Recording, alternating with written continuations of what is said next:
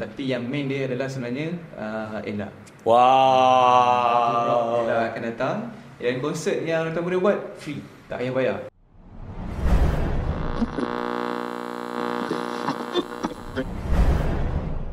Assalamualaikum warahmatullahi wabarakatuh. Apa khabar follower page Harimau Malaya? Kita jumpa lagi dalam podcast Harimau Malaya. Macam biasa kita bawakan isu-isu semasa yang menarik, benda-benda segar yang ramai nak tahu dan juga memberi manfaat kepada semua follower page Harimau Malaya. Dan hari ini kita rasa bersemangat. Sebab apa? Kita nak bincangkan tentang rakan muda. Sebut rakan muda dia auto jadi semangat kan. So hari ini bersama dengan saya tetamu yang ni saya malas ni, kadang dia tetamu lagi handsome pada saya ni. Kita bersama dengan Fadli Rahman ataupun lebih dikenali sebagai Eddie lah. Saya panggil Eddie senang Sihat? Saya alhamdulillah. Okey kan, saya cakap lebih handsome pada saya. Okey, setuju? Setuju. Okey, so hari ni macam saya cakap tadi lah, kita nak borak sikit tentang rakan muda. So Eddie pun memang kira in charge juga kan rakan muda. So sebelum kita pergi lebih jauh, boleh tak Eddie ceritakan latar belakang ataupun sejarah rakan muda tu sendiri? Okay, alright. Terima kasih Awang di atas pujian muda. Orang pun lagi dah puji dulu kan, mesti dia nak lupa nanti kan. Rakan muda ni sebenarnya dah ditubuhkan sejak tahun 1984 ini. So tujuan rakan muda ditubuhkan pada awalnya sebenarnya nak memberi satu pengisian masa lapang kepada anak muda. Sebab masa tu kita tengok orang muda bila tak ada benda nak buat, dia akan melepak banyak. Dia melepak, dia buat. Bila dia melepak tu, dia akan mulalah bila jadi agenda-agenda nakal-nakal ni kan. So untuk elakkan benda tu, rakan muda ditubuhkan. Jadi supaya banyak aktiviti yang boleh anak muda join dan sertai. Dan dari situ dia boleh bina kawan-kawan, networking yang lagi ramai. Dan masa itulah kita akan dapat wujudkan beli yang lebih, orang kata, berkaliber, lebih baik lah pada masa akan datang kan. Dan kalau ikutkan, seingat saya lah masa rakan muda tu baru keluar, saya dalam darjah 2, darjah 3. Memang tengok dekat TV selalu keluar. Memang kita selalu tahu pasal tu kan. Memang kita seronok. Tapi lepas tu dia macam terhenti sekejap. Dan apa tujuan sekarang ni macam dihidupkan semula? Sebenarnya rakan muda bila kita dah start di 1994, pada tahun lepas Wali Yan Ayub mohon supaya kita hidupkan semula rakan muda. Sebab kita nampak impak program tu masa dulu memang sangat-sangat baik, progresif dan kepada semua rakyat Malaysia. So bila dah slow down tu, kita rasa dah macam why not kalau kita on balik berita tu, sebab berita pun dah pernah hype sebelum ni. Jadi kita hidupkan balik semula sebab kita nak perasaan orang kata cintakan negara, perasaan nak wujudkan belia yang lebih berkualiti itu ada. So itulah tahun lepas kita dah rebrand balik rakan muda. So dalam rebrand rakan muda kali ni, kalau dulu kita rakan muda hanya fokus kepada aktiviti-aktiviti utama, tapi rakan muda yang baru ni kita kategorikan rakan muda tu kepada 10 gaya hidup. So dia ada rakan aktif, rakan digital, rakan demokrasi, rakan ekspresi, rakan mahir, rakan lita, rakan apa lagi banyak lagi, ada 10 lagi kan. Sebanyak lagi sebenarnya ada 10. So sebenarnya rakan-rakan ni sebenarnya dia adalah klasifikasikan aktiviti. So macam contohlah kalau kita semua aktiviti yang kita buat tu kita kategorikan. Contohlah kalau awak ni minat collect kereta Hot Wheels, so macam hobi dah kan. So itu adalah ekspresi minat awak pada Hot Wheels. So itu adalah dalam rakan ekspresi. Tapi mungkin awak pada masa lapang suka orang kata jogging kan, jogging, lari memang 10 km, half marathon setiap minggu semua kan. Itu dah rakan aktif.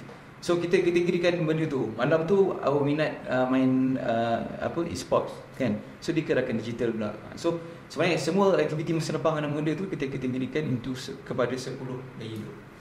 Dan maksudnya dihidupkan semula ni atas permintaan sendiri daripada YBM. Wah. Daripada 10 gaya hidup ni, adakah itu menunjukkan bidang yang memang ada permintaan sekarang, maksudnya yang memang hot lah sekarang? Betul. Yang 10 gaya hidup ni setelah kita buat beberapa siri perbincangan lah dengan anak muda. Kalau kita fokus sekarang anak-anak Gen Z sekarang ni lah kan, Gen Z sekarang ni. So mereka sendiri setuju bahawa kita katakan kepada 10 gaya hidup ni sebab mereka kata ini adalah kata tujuan aktiviti masa lapang mereka lah kan. Ada yang mungkin suka menyanyi kan. Jadi kita kategorikan semua ikut minat mereka yang mereka nak tu lah. So sasaran dia lebih kepada Gen Z ataupun masih belia sampai 40 tahun? Okey, soalan yang bagus sebenarnya. Okey, sasaran umur peserta untuk rakan muda ni baru seawal 13 tahun sehingga 30 tahun. So kita tak katakan lepas 30 tahun tak boleh join, ataupun yang belum 30 tahun tak boleh join. Sebenarnya boleh je join. Cumanya kita punya fokus adalah kepada 13 tahun ke 30 tahun. Dan so far kalau 29 ni tahun ni. saya 19. Rambut sikit je. Okey, kalau ikutkan sambutan daripada yang sasaran tu macam mana sekarang? Alhamdulillah so far sasaran penyertaan memang kita capai. Last year kita capai 1.7 juta. Wow. So tahun ni sebenarnya kita jangkakan lebih dari 2 juta lah. Dan sehingga masa kita buat rakaman ni sebenarnya kita dah lebih 2 juta penyertaan. Dan saya pun nak bagi tahu juga 26 Oktober adalah ulang tahun rakam muda yang ke-30. So sebenarnya kita dah sambut 30 tahun rakam muda dekat Malaysia ni. Wow, 30 tahun ya. Diam-diam saya ingat tengok dekat TV tahu-tahu dah 30 tahun ya. Wow, alright. Kalau boleh kongsikan juga macam mana pelaksanaannya, seberapa kerap ada aktiviti rakam muda dan kawasannya di mana? Okay. Program rakam muda ni kita laksanakan di seluruh Malaysia, di semua peringkat di peringkat daerah, negeri dan kebangsaan pada negara. So program-program yang KBS laksanakan yang banyaknya di peringkat grassroots, di peringkat daerah. Sebab dekat situlah kita nampak ada belia-belia yang mungkin terpinggir daripada bandar kan. Jadi mereka ni tidak ada akses dengan mainstream media, dengan bandar utama, jadi mungkin dia tinggal. Jadi program daerah ni lah yang akan cuba dekati mereka lah. So program-program ni setiap minggu kita ada. Oh. Kita tak pernah miss, setiap minggu ada daripada awal tahun sampai hujung tahun. Dan sebelum 30 tahun nanti juga kita akan ada Fiesta Rakan Muda. Fiesta Rakan Muda ni adalah kita menyambut ulang tahun Rakan Muda yang ke-30. Nanti kita akan cerita lah macam mana. So tadi kata setiap minggu ada. Adakah setiap minggu juga sambutannya luar biasa? Betul lah. Setiap minggu memang sambutan memang luar biasa. Dan kita nampaklah bila kita buat program tu, mereka nak lagi kan. Cuma biasalah bila mereka dah buat banyak, dia kata boleh tak kita nak baju, kita nak hadiah, kan? Tapi permintaan memang banyak. Cumanya bila dengan generasi sekarang ni, kekayaan mereka mungkin dah bersedup dengan hutan. Itu dah biasa. Jadi apa yang kita buat untuk elakkan masalah pengangkutan, untuk mereka datang ke tempat kita pergi ke tempat mereka dan buat aktiviti di tempat mereka lah. Biasanya kalau mungkin walaupun Eddie cakap tadi sambutannya dahsyat, tapi mungkin ada juga yang termiss ataupun terlepas pandang tentang jadual-jadual. Mana dia nak dapatkan info? Okey. Untuk program Rakan Muda, selain daripada yang belia ni boleh jumpa dengan pegawai bersukan daerah, kita ada di seluruh Malaysia, di setiap daerah. So kalau belia ni minat nak join program Rakan Muda, dia boleh pergi ke pejabat bersukan daerah. Ataupun kalau dia malas lah nak pergi kan, nak jumpa office, nak tanya apa program, yang lebih senang ada di hujung jari je sekarang tu. Kita hanya search kbs.job.my/rakan muda. Dekat situ ada semua program-program Rakan Muda. So mereka boleh pilih, mungkin dia nak tengok by negeri, nak tengok by aktiviti yang ada, ataupun by bulan. Mungkin nak tengok, mungkin contohlah saya orang Perak, tapi bulan depan saya akan pergi ke Johor. So saya nak tengok apa aktiviti di Johor, saya search je by negeri, saya search Johor di bulan November contohnya. So boleh je tengok kat situ dan terus klik untuk register. So nanti bila program dah dekat, host akan berhubung dengan peserta tu dan bagi tahulah, kata okey boleh datang program ni sekian-sekian dan yang tu semua. So untuk mendaftar tu apa prosesnya? Adakah kalau dia mendaftar sebagai rakan aktif, dia akan dapat maklumat tentang rakan aktif saja macam tu? Dia terbuka kepada apa aktiviti yang dia isi. Contoh kalau dia isi untuk rakan aktif, dia akan dapat rakan aktif lah. Kalau dia isi untuk rakan digital, dia akan dapat rakan digital lah. So kalau setakat Eddie sebagai orang kuat, tengok macam mana efisiennya, keberkesanannya program Rakan Muda setakat ni. Setakat saya berkecimpung dalam Rakan Muda ni kan, saya nampak memang satu perspektif yang baru lah kepada program ni. Sebab program ni bila dia tak sama macam kita buat program 10 tahun lepas, 20 tahun lepas. Sebab budak-budak sekarang dia lain, dia punya minat dia lain. Jadi bila kita buat program ni, mereka macam sentiasa nak upgrade benda tu. Contohlah kalau kita buat program tanam pokok dekat kawasan Pai Bakau, dia kata lepas ni dia nak pergi yang lagi jauh, dia nak pergi masuk hutan pula, dia sanggup nak explore hutan tu, okey dia tanam pokok kat sini. Lepas tu kita masuk kawasan orang asli, kita cari pokok-pokok apa ada, kita bawa keluar kat sini. Dia nak more. Setiap kali aktiviti dia nak lagi, dia nak lagi. Itu cabaran yang kita rasa kita terima itu, dan kita nak bagilah apa yang mereka nak. Kalau Eddie boleh share kan, dalam 10 gaya hidup tu, yang mana sebenarnya mungkin paling banyak dapat sambutan? Okey. Untuk dalam 10 gaya hidup tu, yang paling banyak dapat sambutan adalah rakan aktif. Sebab rakan aktif ni aktiviti bersukan. Jadi memang banyaklah aktiviti bersukan. Kemudian yang aktiviti bersukan ni kita nampak secara fizikal, tapi ada juga yang secara maya pun dia. Itu rakan digital. Maksudnya? Maksudnya yang main game e-sport, yang perform dalam platform TikTok, Instagram. So yang peranan dalam tu pun ada juga. Kadang-kadang mereka ni suka meluahkan perasaan dan punya hobi. Dia express apa yang dia rasa tu melalui social media. Itu pun dia antara salah satu gaya hidup rakan muda sebenarnya. Jadi macam tak terbatas kepada pertemuan depan mata tu lah. Okey. Apa cabaran sebagai orang yang menjayakan rakan muda di antaranya, kalau boleh share? Cabaran dia sebenarnya nak memenuhi kehendak peserta tu sendirilah. Sebabnya peserta rakan muda sekarang ni 13-13 tahun ni, mostly ni generasi Z ni, mereka ni lain daripada zaman kita besar. Mungkin cara kita besar dulu, kita jenis yang kita akan terima saja apa yang orang tua kita bagi. Tapi yang sekarang ni kadang mereka nak lebih daripada yang dapat. So dia akan rasa dia nak yang kami nampak sekarang ni lah, dia lebih kepada dia suka DIY, dia suka benda yang hands on, yang dia boleh feel sendiri. Dan dia kadang-kadang dia ada minat yang dia nak kita hargai. Contohnya mungkin setengah orang ni suka lukis doodle, ataupun dia suka duduk tu saja, dia buat puisi pasal diri dia tengok orang, dia lukis pasal orang, dia tengok mungkin perasaan orang tu, dia suka explore perasaan. Saya cakap dia ada rasa galau tu sentiasa ada lah sebenarnya. Itu Gen Z? Itu Gen Z. Okay.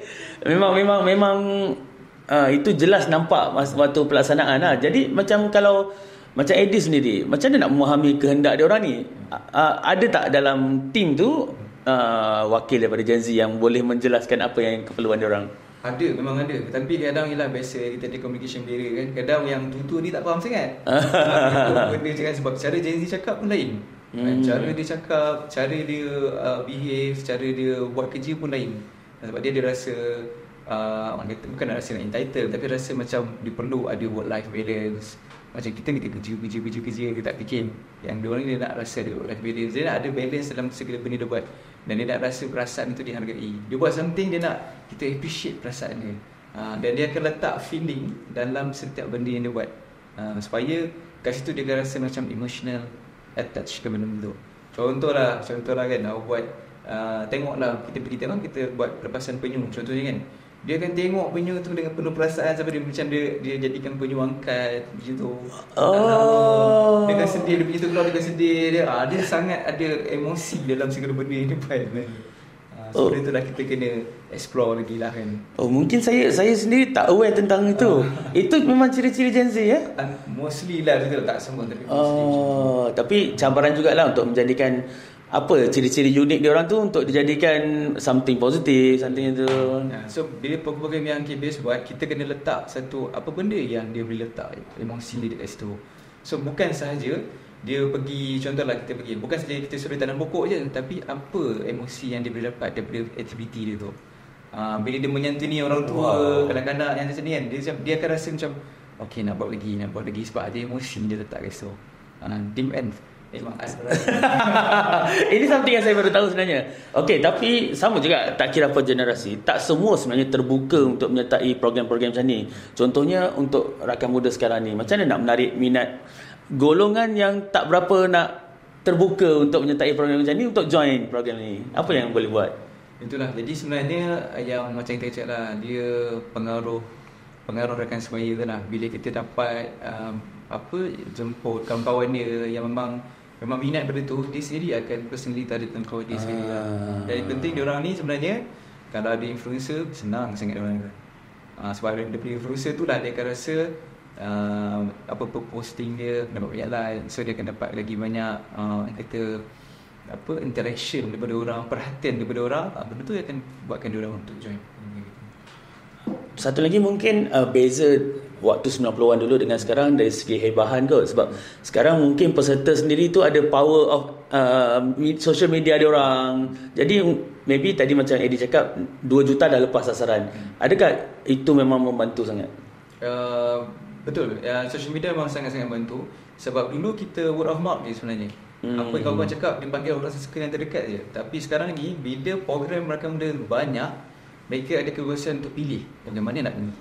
Dia biasa contohlah dekat KL ada, Selangor ada kan, dekat Selangor ada daerah ni, ada daerah ni. Dia sedia macam, alah tak nak pergi lah ini dah jauh, ini dah jauh. Macam tu. Kalau pergi ini dapat lagi bang best, dapat jumpa artis ni, so dia boleh pilih kat situ. So itulah antara cabaran dia. Dan saya dimaklumkan juga dalam program rakam muda ni ada khidmat masyarakat juga kan. So apa yang Eddie tengok kepentingan ada khidmat masyarakat ni untuk pembangunan diorang?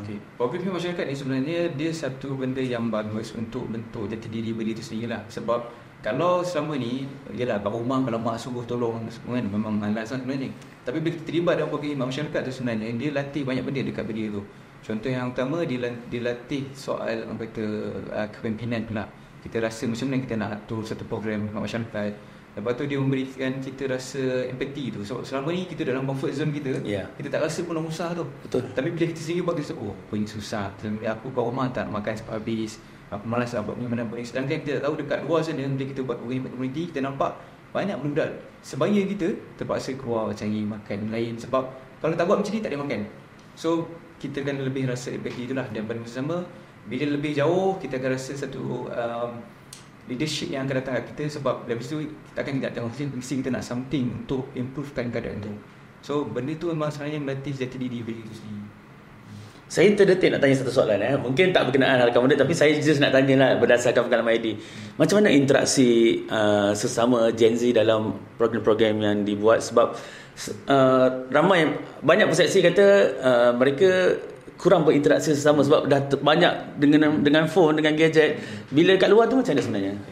Bila kat luar tu sebenarnya kita bagi task kepada mereka, so memang tak ada dengan info lah. Tapi tak dinafikan, bila contohlah ke program khidmat community dah beberapa orang tu, mungkin 8 orang 7 orang on the phone saja.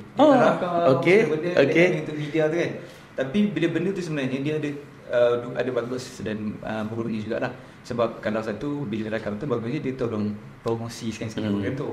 Tapi kesian lah budak kawan-kawan yang buat kerja, dia akan ambil kawan-kawan ni dah muka dah macam apa dah kan. Macam saya baru ni, saya baru pergi cuci zoo kan. Cuci zoo memang yang buat kerja lah. Cuci longkang, cuci tai haiwan apa semua kan. Tapi kita berpeluh semua, tapi yang tak buat kerja tu dia akan ambil gambar. Nampak cantik lah, tapi dia tak buat apa-apa. Kita so kita kena berkompromi jugalah gitu kan. Sebab ada baik dan buruknya jugalah. Masa tu lah just macam bagi juga penerangan tentang kepentingan bergaul semua yang tu lah. Ada tak depan mata Eddie nampak perubahan? Maybe individu yang dah berulang kali sertai nampak dulu dia ni tak bercakap, sekarang dah pandai. Ada nampak? Satu benda yang saya sangat nampak adalah perubahan daripada introvert ke extrovert tu. So ni, bila dia depan handphone, dia introvert, dia akan cakap banyak dalam handphone. Tapi bila dia in person, dia tak akan cakap banyak. Tapi bila dia banyak libatkan program ni, dia gaul dengan orang, dia tengok sendiri, dia rasa apa yang orang tu rasa semua, dia secara tak langsung dia akan express perasaan dia. So dia terus bercakap. Daripada senyap, tak cakap apa, dia dah cakap, dia mula involve dengan orang, dia bergaul dengan orang. Nampak positif lah kat situ. Mudah tak perubahan dari introvert? Dia ambil masa sebenarnya. Sebabnya antara kekangan dia adalah bahasa lah sebenarnya. Sebab bila kita cater dengan semua golongan ni kan, ada yang kadang prefer cakap bahasa Melayu, ada kadang prefer bahasa Inggeris, dan ada bahasa masing-masing. Jadi itu antara cabaran lah. Tapi bila dia berada dalam comfort zone dia rasa dia minat, dia suka benda ni, dia akan keluar daripada introvert punya kepompong tu. Ada tak antara mungkin kejadian kelakar ke ataupun kejadian yang tak diingini yang mungkin tak boleh lupa Eddie sepanjang handle rakam muda? Okey, saya rasa ada beberapa, tapi yang saya macam terasa sikit lah, masa yang baru ni lah, saya baru habis program Backpackers. Ni melibatkan semua golongan belia lah. Backpackers? Dari mana ke mana? Kita orang backpack daripada KL pergi ke Bangkok, pergi ke Cambodia. Oh. Semua naik public transport, bawa beg 15 kilo. Bestnya saya tak tahu. Trip tu 10 hari, semua budak belia, 25 orang. Umur paling muda 19 tahun, paling tua 26 tahun. So memang range rakam muda lah. So dalam program ni memang kita dia orang nak masuk memang ada interview, dia pilih dan ada semua dah Cina, India, semua ada. Dan semua ni tak betul-betul girl perfect. Dia ada setengah peserta yang ada anxiety. Setengah peserta tu mungkin ada masalah sikit. Setengah peserta tu jenis yang macam anak mak sikit, nak manja. So benda tu melengkapi setiap orang lah. So apa yang saya nampak masa saya pergi bawah ni, saya betul-betul bawa balik 2 hari lepas. Peserta, contohlah ada seorang peserta ni, dia bangsa Cina lah. Dia memang sangat-sangat introvert. So masa dekat Bangkok tu, tugasan kami adalah cuci zoo kan, haiwan-haiwan yang terancam ni. So kita kena cuci di kandang dia, cuci daun-daun, cuci kolam dia semua. So bila kita dah habis cuci semua tu, kita tu haiwan memerang dengan burung unta. Untuk semua orang ni dia ada bau sikit sebab dia macam air kan. So lepas kita dah siap semua tu, kita keluar lah. So yang si A ni kan, dia jadi introvert. Jadi bila dah siap semua tu, kita nak keluar, kita nak head count, dah tutup pintu, kita seorang tak ada. Tapi si A dia tinggal dalam kandang. Jadi bila tinggal kandang, dia jadi introvert, tak cakap. Jadi dia terpaksa bercakap untuk kita orang keluarkan dia dari situ. So dia akan cakap lah macam, jangan lupa saya kat sini lagi, jangan lupa jangan tinggalkan saya kat sini, saya tak nak tidur dekat sini. So itu adalah first time kami nampak dia cakap sebanyak tu. Dia akan cakap, okay boleh, tak mau. Okay, nak. Dia macam tu. Itu first time yang kami nampak dia cakap banyak dia. Nanti cakap dia boleh je buat benda. Tapi bila dia ada satu benda yang push dia cakap keluar daripada karakter asal dia. Dia nampak ini boleh cakap punya. Sampai ni kita ingatkan sepatah 2 meter je dia cakap. Maksudnya sepanjang perjalanan sampai ke Cambodia tu macam itulah, sepatah-sepatah. So kalau itu lah aku nampak okay, dia cakap kan. Kalau tahu macam ni dia tinggal je lah dia cakap banyak sikit. Apa antara feedback ataupun maklum balas yang Eddie sendiri terima personally daripada peserta-peserta yang pernah join? Okay, feedback yang saya dapat dari peserta-peserta, antaranya mereka bila dah terlibat dalam program community, mereka sendiri kata kalau ada program muda, jangan lupa panggil diorang. Dan diorang sendiri volunteer nak jadi kru dalam tu. Pada nak terlibat sini, pada kata seronok program ni. Dan mereka pun akui memang ada kelemahan sikit lah dekat sudut promosi. Sebab dia kata mungkin promosi yang kita buat tu mungkin lebih menjurus kepada satu grup saja. So dengan penglibatan mereka ni, mereka boleh bantu untuk hebahkan lagi promosi tu. Sebab mereka ada circle mereka sendiri, mereka ada grup mereka sendiri yang tu lebih direct lah kalau kita nak approach. Contohlah sebelum ni kita nak pergi komuniti orang asli, tapi komuniti orang asli tak main sangat social media. So bila kita jumpa dengan grup mereka ni, dia boleh okay, tak apa, kita buat free promotion, kita akan buat sini dengan grup di sini. Cakap pasal golongan orang asli tu, ada tak memang perancangan untuk melibatkan mereka juga dalam program-program? Akan datang pun ada. Kita memang tengah giat buat program-program orang asli. Antaranya kita nak pergi ke Sabah, Sarawak lah, ke Borneo. So kita akan buat facilities dekat kawasan-kawasan orang asli lah. Kita akan buat tandas, kita akan buat lampu solar. Dan ada juga projek kita nak buat rumah sementara untuk orang tu. So bila buat tu, mereka boleh tidur dalam tu. Dia punya kemudian kehidupan harian tu lebih baik lah. Dan kita juga bawa kita datang ke kampung mereka, kita ajar bahasa-bahasa, kita ajar matematik, kita involve sekali dengan orang-orang asli ni. Sebab kita tak nak mereka terpinggirkan program tu. Sebab banyak je orang asli yang dah keluar daripada circle tu, memang sangat-sangat berjaya. Banyak tokoh-tokoh yang ada daripada orang asli. So kita tak nak tinggal dalam juga komuniti orang asli. Okay, jadi ini subjektif sikit. Tadi saya tanya tentang karakter peserta-peserta tu. Quality yang Eddie boleh nampak pada generasi sekarang ni, apa yang kekuatan mereka? Kekuatan mereka mereka sangat daring untuk express feeling. Dia tahu apa dia nak dan dia akan tanpa rasa segan, dia akan cakap, saya nak ni, saya rasa saya layak untuk dapat ni. Macam kita dulu, kadang kita macam tak dapat ni, tak apalah, kita diam je lah. Kalau ada lebih banyak diam dulu kan. Kita takut nak bercakap kan. Kita takut nak cakap. Kalau orang ni macam saya rasa saya nak ni, dia berani untuk menyuarakan apa yang dia nak. Dia rasa bebas untuk bersuara tu. And kebanyakan aktiviti rakan muda ni atas dasar sukarelawan kan. Atas sukarelawan, betul. And diorang tak ada masalah. Betul. Dan program yang rakan muda pun kita tak ada buat kata planted langsung. Kita buat program, kau datang ni. Kau datang lagi mana yang bagus. So kita tak ada macam atur-atur susun, berapa ramai kena ada, tak ada. Kalau contoh kita buat program macam ni, mungkin yang datang banyak ni, kita okey je. Sebab kita nak organik punya ni. Yang betul-betul diorang rasa dia nak datang untuk benda tu. Bukan sebab ada orang paksa, bukan sebab ada orang suruh. Kita nak betul-betul dia rasa, oh aku suka benda ni, pernah datang sebab benda ni, so dia akan datang sini. Wow, best lah dengan keunikan karakter setiap generasi tu kan, berbeza. Tapi dalam mana perbezaan tu pun ada dia punya positivity, bagus. And tadi Eddie dah sebut tentang sambutan 30 tahun Rakan Muda. So mungkin lebih dalam, Fiesta Rakan Muda apa tu?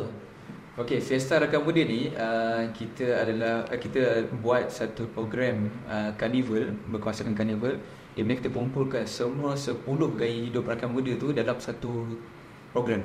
So kalau pembentukan rakan muda sebelum ni, dia ada program yang spesifik. Contoh ni pembentukan bumi, ini program rakan ekspresi, program rakan main. Tapi untuk yang Fiesta Rakan Muda, kita kumpulkan semua 10 gaya hidup ni. Dan kita bawa program yang menarik dalam setiap gaya hidup tu dalam satu tempat. So program ni kita akan laksanakan pada 9-10 November di The Curve Damansara.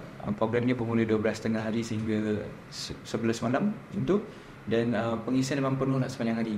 So siapa yang berminat, mungkin minat ke arah motorsport, dia akan datang untuk part motorsport. Siapa yang berminat ke arah nak mungkin melukis, mencantik batik, dan buat graffiti, dia akan datang ke arah tu.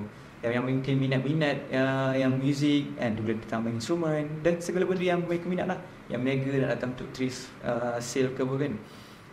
Dan special untuk Fiesta kali ni, kita kena bawakan konsert lah malam tu. Ada 2 konsert sebenarnya. Satu 9 hari bulan, satu 10 hari bulan. Betul, di 9 malam. Yang 9 hari bulan malam tu kita fokus kepada malam galau. Sebab ni minat galau-galau. Nak nangis malam tu, kita nangis malam tu. So yang malam kedua adalah malam ulang tahun yang ke-30. Jadi kita bawakan artis-artis daripada tahun 1994 sampai 2024, yang mana kita kategorikan kepada 3 dekad. Mula-mula kita bawa yang artis dekad terbaru, lepas tu dekad yang tengah, lepas tu yang paling lama lah. Yang paling lama nak cerita ke siapa? Kalau cerita lagi bagus, lagi-lagi dia orang seronok datang. Dia banyak artis yang ini yang untuk yang kedua. Yang malam kedua. Okey. Malam kedua. Tapi yang main dia adalah sebenarnya Ella. Wow. Ella akan datang. Dan konsert yang Rakan Muda buat free, tak payah bayar. Kalau konsert biasa dia kena bayar kan, 200 dalam tangan kan. Ini free saja. Datang orang ramai, boleh kita kata. And Ella and ramai lagi lah sebenarnya. Yes, banyak lagi. Ada Crystal, ada OAG, ramai lagi lah. So ramai kita boleh rasa ulang tahun 30 tahun Rakan Muda tu, artis-artis yang mana naik pada zaman-zaman tu kan. So kita bawa benda macam ni. So mereka ni pula takkan nyanyi lagu yang baru, dia akan nyanyi lagu yang nostalgia lah. Zaman tu naik lagu dengan lagu apa? Apa Yusutu Ella, apa yang Sembilu, and Sendiri Biasa Berdua kita. Lagu yang naik zaman dia tu lah kan. Tadi kat mana tempat dia? Dekat The Curve Damansara. Okey, untuk yang aktiviti tu pula, yang untuk 10 gaya hidup yang sekalikan tu, ada melibatkan mana-mana influencer juga datang ke? Ada, memang banyak. Tapi kalau saya nak namakan tak surprise lah. Nanti saya nak minta siapa yang nak pergi Fiesta Rakan Muda tu, dia boleh follow IG dan Instagram dan juga Facebook dan juga TikTok yang social media yang KBS punya. Itu kita akan upload dia from time to time lah. Kita akan upload apa artis yang mana. So boleh tengok kat situ detail dia, dan terus nak daftar pun boleh dekat situ. And bayangkan 10 gaya hidup tu semua disekalikan dalam 2 hari tu. Wow, mesti padat Apa sebenarnya tujuan nak meraihkan 30 tahun ni? Sebenarnya ni adalah program jujur-jujur kali kita adakan. Sebab kita nak mengimbau, sebab bila kita buat program, banyak nak yang lama ni kan cakap, ada lagi ya Rakan Muda. Kan? So kita nak cakap memang ada, cuma dulu kan dia macam slow sikit. Sebab Rakan Muda yang sebelum ni, dia tak fokus kepada aktiviti sangat. Kadang dia nak tunjuk showcase of talent, tak kat yang ada. Lepas tu kita evolve dan sekarang ni tu kan kita nak tunjukkan bahawa Rakan Muda tu masih ada. Dan itulah kita kumpulkan semua aktiviti yang ada sekarang. Saya bayangkan lah, kalau contoh tahun 94 tu, orang tu umur 20 tahun join Rakan Muda, lepas 30 tahun maknanya sekarang dia dah 50 tahun. Betul. Mereka boleh datang juga? Boleh datang sebab kita akan ada juga macam sesi throwback, sesi alumni kan, Rakan Muda kan. So masa tu dia datang, Dan saya sebenarnya nak jemput juga kalau yang orang-orang lama yang pernah join TikTok Rakam Muda, kalau dia masih simpan lagi baju Rakam Muda zaman tu, datang pakai baju tu. Dan kita akan bagi special gift lah. Kan? Kalau nampak datang, oh ini baju memang tak dijual lah. Ini zaman tu kan, ada tulis 94 ke 96 ke. Oh itu memang ada special lah. Pernah tak jumpa orang-orang hotel-hotel ni yang cerita sendiri apa kenangan dia dekat Rakam Muda? Aduh, memang ada. Apa yang Eddie pernah dengar antaranya? Antaranya orang kata sebab bila dia buat Rakam Muda tu, nak contoh lah, baju masa tu memang baik sangat kan. So dia bawa pergi merentas negara, bagaimana dia pakai baju Rakam Muda tu. Proud lah. Proud lah. Dia tunjuk gambar lama kan, tunjuk ni dia pergi naik motor kan, pergi jelajah negara and semua kan. Nampak baju Rakam Muda lah. Ini beri juta sebenarnya kan. Tapi orang dah tua dah sekarang kan. Dah rasa dah 60 lebih dah kau dan nak kecil. So antara benda kita nampak, ni kan Rakam Muda ni di Malaysia saja, tapi rupanya dia dah bawa sampai keluar. Dan yang backpackers yang saya pergi ni pun sebenarnya bendera Rakam Muda tu kita orang dah bawa pergi ke Kinabalu bulan 9 itu, di Puncak Gunung Kinabalu. Kita orang dah bawa di lautan dalam masa scuba, ada kita gambar lah dalam tu. Dan kita dah pergi ke 3 negara lah, dah pergi ke Angkor Wat sekali pun.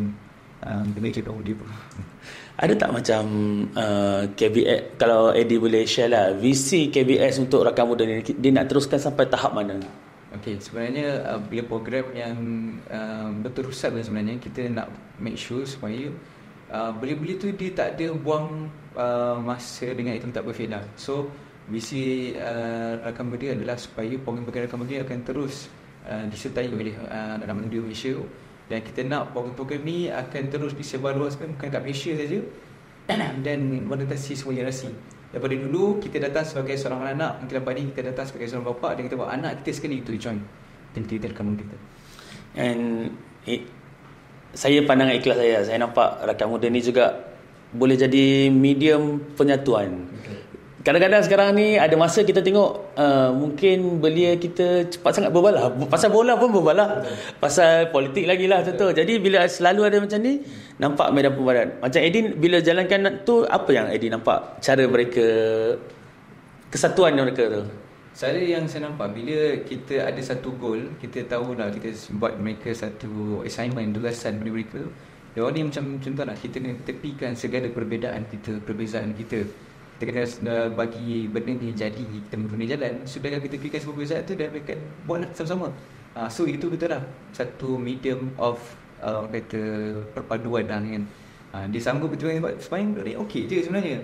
Cuma kadang ni bila banyak anasi luar kita kacau ni, and orang tu sebelum goyang, betul lah ni cakap, betul kita ubah. Tapi sebenarnya kalau kita betul nurture, kita betul asuh dia tu, okey sebenarnya. And kat situ boleh nampak bukti bila belia ni bersatu padu, hasilnya positif. Betul, sangat positif. Wow. So yang terakhir Eddie, harapan Eddie sendiri untuk program Rakam Muda dan maybe Fiesta Rakam Muda ni juga, harapan untuk masa depan juga. Okey, harapan saya dalam program Rakam Muda ni sebenarnya, kalau ada anak-anak muda di luar sana ni yang rasa program-program KBS ni, kalau ada program ni dan KBS tak buat, jangan segan contact je kami, bagi tahu best ni kalau KBS ada program ni, kita akan buat benda tu. Terbuka untuk cadangan. Kita terbuka cadangan. Apa mesti program yang kau rasa kau nak buat, kita akan buat.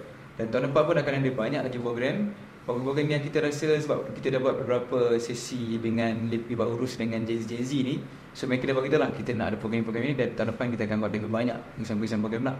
Dan untuk yang Fiesta ni, sebenarnya saya nak jemput semua anak-anak muda dan juga yang tak muda pun saya jemput juga untuk datang ke Fiesta Rakam Muda pada 9 dan 10 November di The Curve Damansara. So boleh datang join the whole day daripada tengah hari sampai ke malam. Kita ada penuh pengisian. Dan siapa join semua program-program ni, kita akan ada special gift lah. Dan cara nak join program tu, follow je social media JBSN, Rakam Muda, KBS. Dan dekat situ boleh nampak dah apa aktiviti yang ada, dan datanglah ramai-ramai nanti. Wow, lengkap promosinya. Terima kasih Eddie kerana sudi bersama kami di Harimau Malaya. Saya mewakili Harimau Malaya doakan semua perancangan untuk program Rakam Muda, Fiesta Rakam Muda terus berjalan lancar dan dipermudahkan ya. Alhamdulillah. So terima kasih kepada yang follow podcast ni dari mula sampai habis. Support semua program yang dianjurkan oleh KBS, terutama Rakam Muda, sebab banyak manfaat yang you all boleh ambil dan jadikan untuk eratkan lagi perpaduan sesama belia di Malaysia. Okay, follow semua social media Harimau Malaya, subscribe YouTube channel kami dan dapatkan merchandise terbaru daripada Harimau Malaya. Jumpa lagi untuk konten yang seterusnya. Assalamualaikum, bye bye.